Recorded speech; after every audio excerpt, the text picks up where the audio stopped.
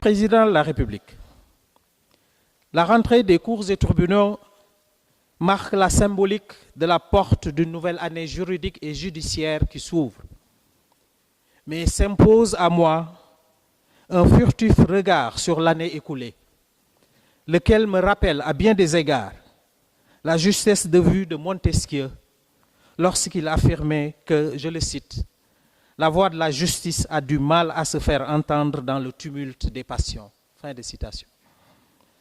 Notre justice n'a pas été épargnée ces derniers temps, où nous avons été témoins généralement d'une confrontation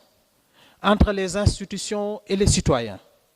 dont les formes comme les raisons ont pu laisser perplexes certains. Les commentaires sont aisés, fréquents, rarement convergents, et les attentes des uns et des autres souvent teintées de contradictions. Quand les réseaux sociaux cherchent à s'imposer au droit et à la justice,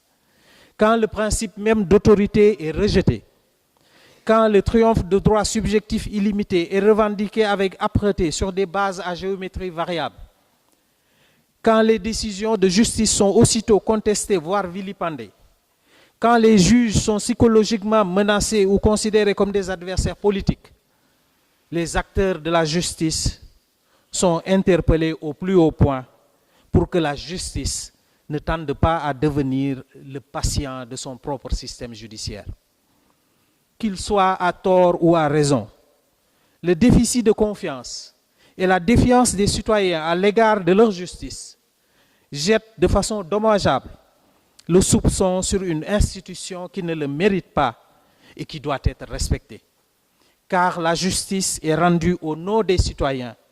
lesquels doivent s'y reconnaître et s'y soumettre pour qu'elle reste ce pilier de l'état de droit. Le respect dû à la justice est uniquement, ou à tout le moins en grande partie, le rôle des acteurs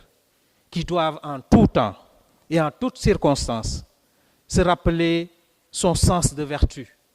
et les exigences des responsabilités qui déterminent leur place dans la société. Notre justice doit être protégée,